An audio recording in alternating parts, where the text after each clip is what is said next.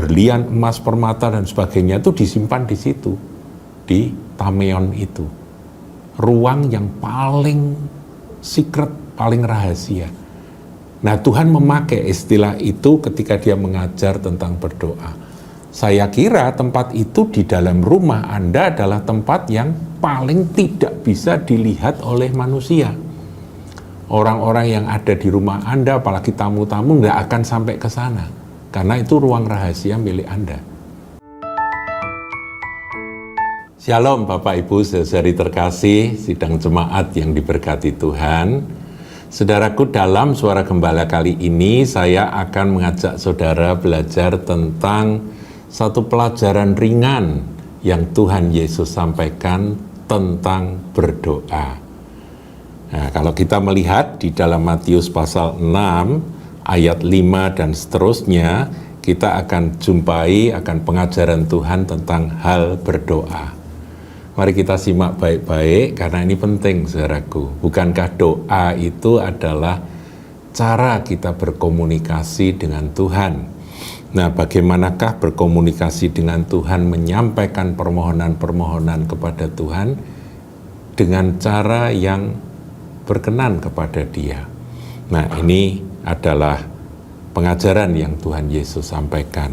Nah, kalau saudara perhatikan ayat yang kelima dan keenam itu adalah introduksi ya sebelum nanti masuk ke pelajaran yang Tuhan Yesus ajarkan kepada kita umatnya, yaitu doa Bapa kami.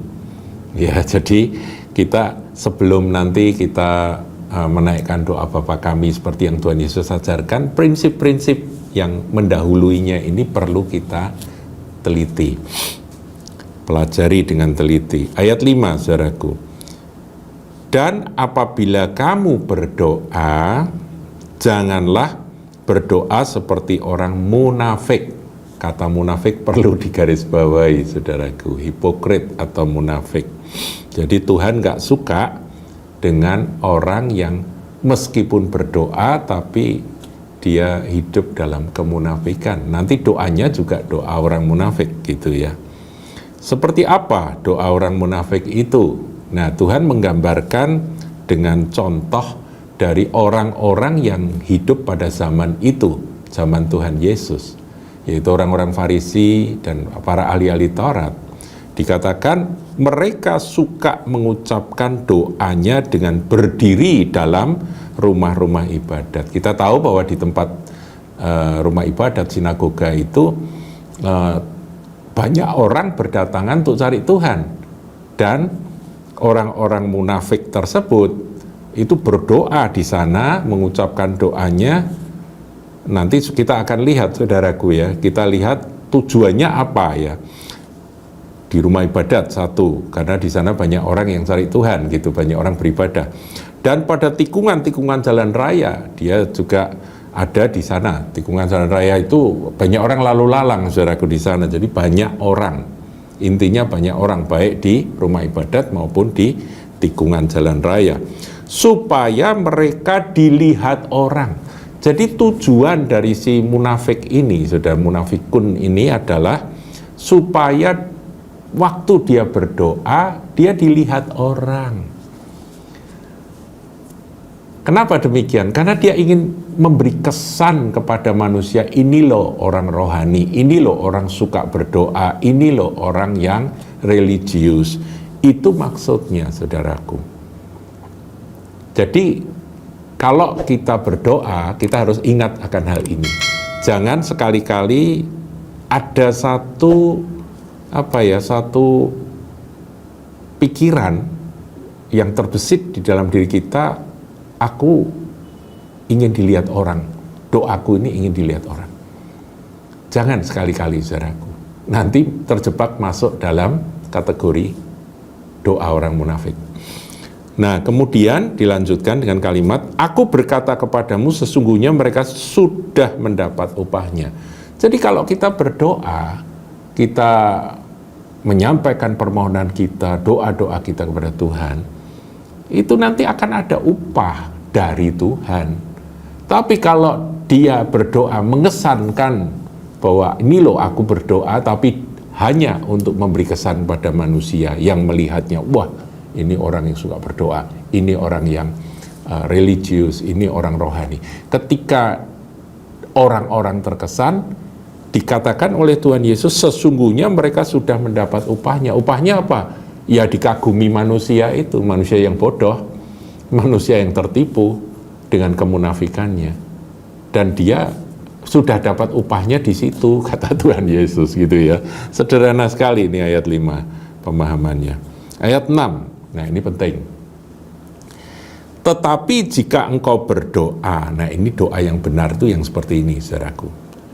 Masuklah ke dalam kamarmu. Nah kata kamar itu terjemahan lama pakai kata bilik. Itu karena memang itu bukan kamar yang luas, tapi kamar yang khusus, secret place, secret room, ya, ruang rahasia.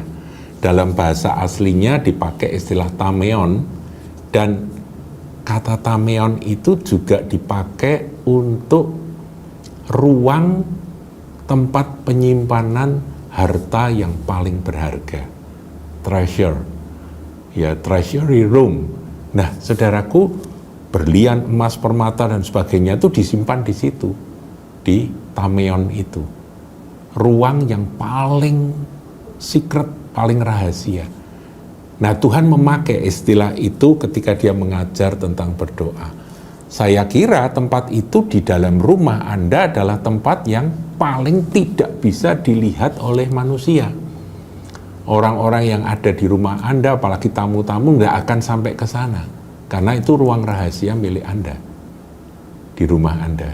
Paham ya saudaraku ya? Ini hanya satu pengajaran yang Tuhan sampaikan. Tentunya tameon ini tidak berbicara tentang hal fisik. Kamu harus punya ruang rahasia. Maksudnya yang penting ketika engkau berdoa, jangan berkeinginan untuk memberi kesan kepada siapapun bahwa Anda ini orang rohani, Anda ini orang yang suci, Anda ini orang yang suka berdoa. Itu tidak perlu kesan itu Anda berusaha menimbulkan kesan itu pada manusia lain. Tidak perlu. Tutuplah pintu, jadi malah suruh nutup pintu setelah masuk ke dalam tameon, dalam bilik tempat rahasia, tempat harta itu, harta benda itu, tutuplah pintu dan berdoalah kepada Bapamu yang ada di tempat tersembunyi. Nah ini penting saudara. Jadi Tuhan menggambarkan bahwa Bapa itu ada di tempat yang tersembunyi.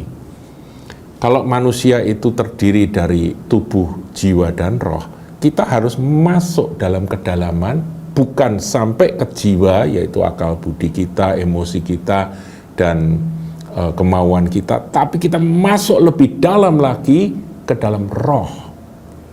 Jadi kalau kita jadikan tiga dimensi manusia ini, yaitu tubuh, jiwa, roh, kita ini waktu berdoa kita masuk ke dalam batin yang terdalam. Itulah tameon. Disitulah harta benda yang paling berharga itu ada. Dan ketika Anda masuk ke sana, Anda tutup pintu. Tutup pintu itu pikiran ini ditutup, kemudian apalagi? Emosi ditutup, kemauan-kemauan diri sendiri ditutup, tapi menghadap kepada Bapa yang ada di dalam tempat tersembunyi. Ini arti rohaninya, saudaraku. Kalau contoh yang Tuhan berikan itu arti jasmani, saudara, masuklah ke dalam bilikmu gitu ya.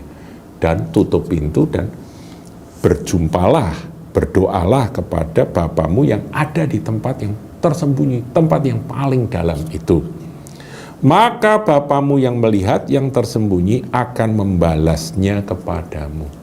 Jadi nanti Bapa yang ada di tempat tersembunyi itu yang akan memberi upah kepada Anda. Jadi bukan upah kekaguman dari orang-orang yang mengatakan, wah hebat ini orang rohani, enggak. Tapi Bapa sendiri yang akan memberikan upahnya. Nah, kata kalimat sesungguhnya mereka maka Bapamu yang melihat yang tersembunyi akan membalasnya kepadamu ini, di dalam terjemahan bahasa Inggris ada kata openly. Artinya Bapa yang melihat yang tersembunyi itu akan memberikan upah kepadamu secara terbuka. Reward you openly. Jadi nanti orang-orang baru akan melihat benar-benar Tuhan menyertai akan orang yang berdoa itu. Benar-benar Tuhan memberkati orang yang berdoa itu. Semua akan melihat, saudaraku. Jadi saudara, inilah hal berdoa yang sebetulnya pelajaran ringan yang saya ingin ulangi lagi supaya saudara sidang jemaat Kahal boleh mempraktekannya. Masuk dalam bilikmu, tutup pintu, berdoalah kepada Bapamu yang ada di tempat tersembunyi. Sudah lupakan semua, tutup pintu pikiran, tutup pintu telinga Anda. Sudah tidak peduli, pokoknya aku mau ketemu dengan Bapa di surga dalam nama Yesus. Dan saudara akan menerima upah yang dari Bapa. Tuhan Yesus berkati. Jangan lupa like, comment, share, dan subscribe channel GKBK Hal Semarang.